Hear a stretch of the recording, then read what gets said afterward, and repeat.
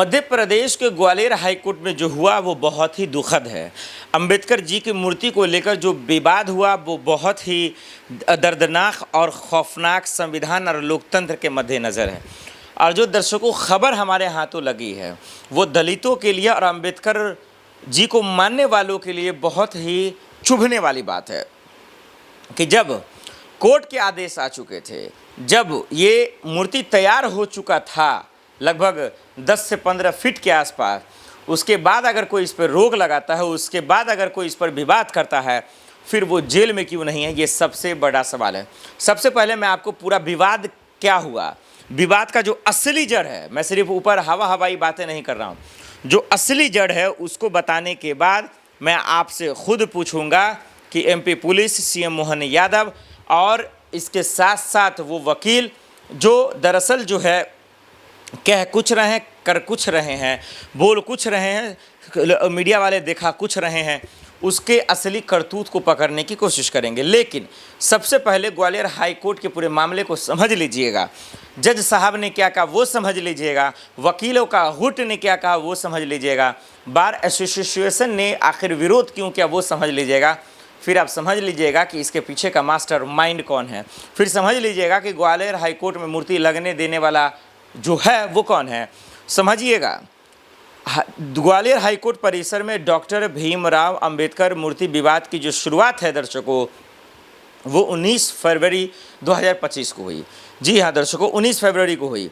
इसी दिन 19 फरवरी को परम हाईकोर्ट के तत्कालीन चीफ जस्टिस सुरेश, जी दर्शकों, चीफ जस्टिस सुरेश कुमार कैत ग्वालियर आए थे। वो वहाँ आए हुए थे। उसके बाद यहाँ एक गुट के एडवोकेट विश्वजीत रतोनिया, धर्मेंद्र कुशवाहा और राय सिंह ने ज्ञापन सौंपा था।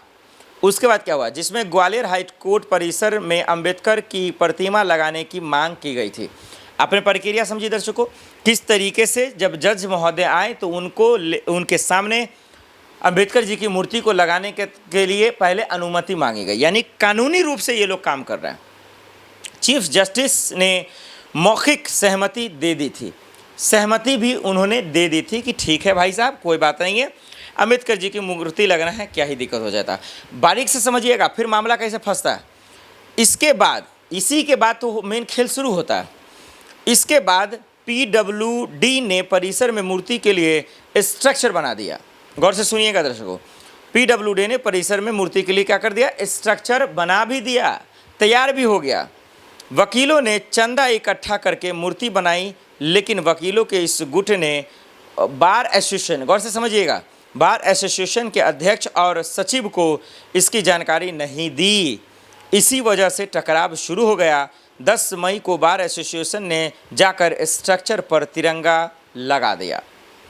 तिरंगा लगा दिया, अंबेडकर जी की मूर्ति नहीं लगने दिया और उसके बाद कहने लगे कि ये धर्मशाला थोड़ी है, नहीं लगने देंगे, जो करना है कर लीजिए, जिसको बुलाना है बुला लीजिए। और उसके बाद ये लड़ाई जातिवाद में शुरू हो जाती है, ये लड़ाई सोशल मीडिया पे आ जाती है और एमपी पुलिस 1-2 को नोटिस भेजकर खामोश वो भी हो जाती है, नींद से सो। उसके बाद पार्टियों के बीच में सियासत शुरू हो जाती है। सीएम मोहन यादव एक तरफ चले आते हैं, एक तरफ कांग्रेस के अध्यक्ष आ जाते हैं, जीतू पटवारी हैं, और एक तरफ जो है दिग्विजय साहब चले आते हैं।